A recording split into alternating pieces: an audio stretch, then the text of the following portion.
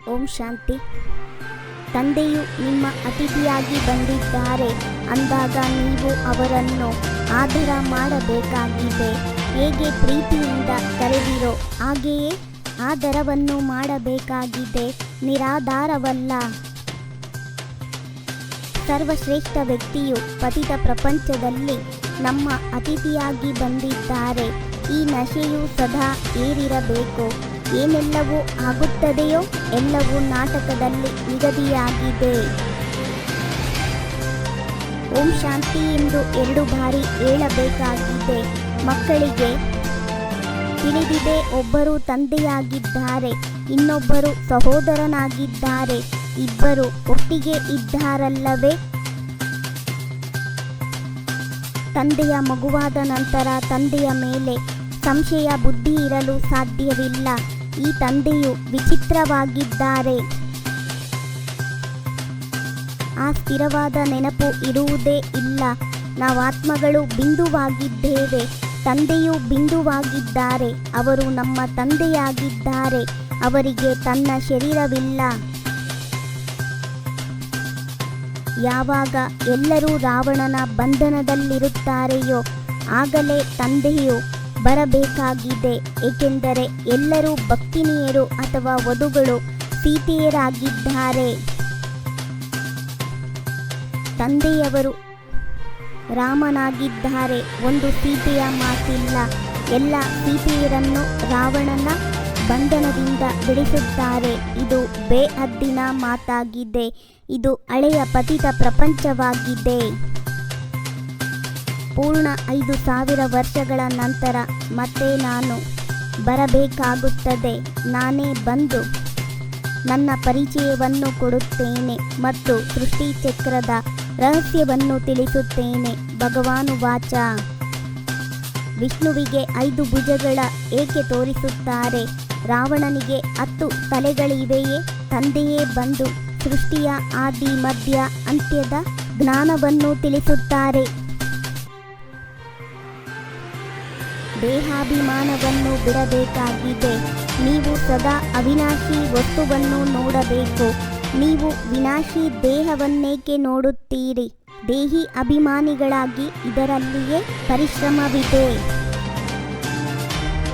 ಎಷ್ಟು ನೆನಪಿನಲ್ಲಿರುತ್ತೀರೋ ಅಷ್ಟು ಕರ್ಮಾತೀತ ಸ್ಥಿತಿಯನ್ನು ಪಡೆದು ಶ್ರೇಷ್ಠ ಪದವಿಯನ್ನು ಪಡೆಯುತ್ತೀರಿ. ಮಕ್ಕಳಲ್ಲಿ ದೇಹಾಭಿಮಾನವಿರುವ ಕಾರಣ ಪದೇ ಪದೇ ಬ್ರಹ್ಮರವರನ್ನೇ ನೋಡುತ್ತಿರುತ್ತಾರೆ.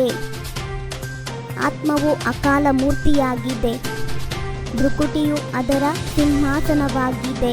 ತಂದೆಯು ಅಕಾಲ ಮೂರ್ತಿಯಾಗಿದ್ದಾರೆ. ಅವರು ಬಂದು ಈ ಬ್ರಹ್ಮ ಸಿಂಹಾಸನದಲ್ಲಿ ವಿರಾಜಮಾನವಾಗುತ್ತಾರೆ.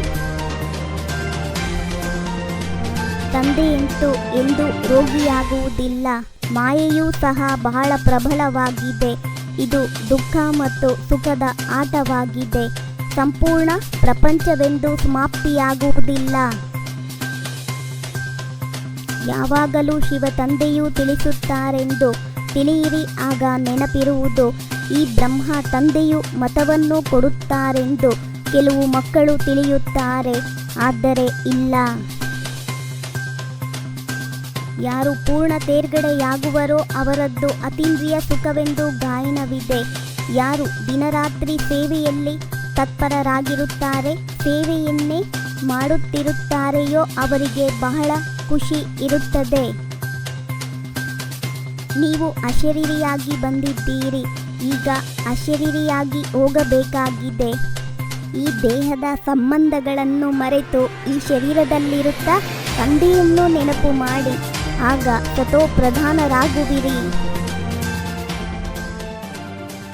ಸದಾ ಹೈಯೆಸ್ಟ್ ಅಥಾರಿಟಿ ತಂದೆಯ ನೆನಪಿನಲ್ಲಿರಬೇಕಾಗಿದೆ.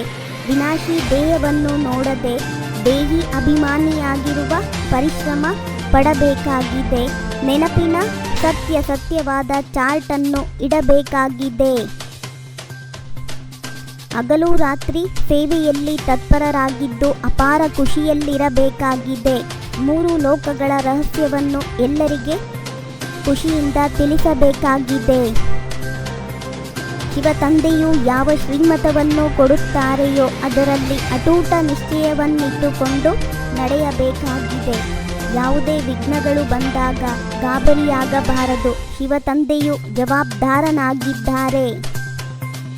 ಶ್ರೇಷ್ಠ ವೇಳೆಯ ಆಧಾರದ ಮೇಲೆ ಸರ್ವ ಪ್ರಾಪ್ತಿಗಳ ಅಧಿಕಾರದ ಅನುಭವ ಮಾಡುವಂತಹ ಪದಮಾಪದ ಭಾಗ್ಯಶಾಲಿ ಭವ. ತಮ್ಮ ಪ್ರಸನ್ನತೆಯ ಛಾಯೆಯ ಶೀತಲತೆಯ ಅನುಭವ ಮಾಡಲು ನಿರ್ಮಲ ಮತ್ತು ನಿರ್ಮಾಣರಾಗಿ. ಓಂ ಶಾಂತಿ. 21 ಜನ್ಮಗಳಿಗೆ 21 ಪರಮಾತ್ಮನ ಮಹಾವಾಕ್ಯವನ್ನ ಆಲಿಸಿ. ಓಂ ಶಾಂತಿ.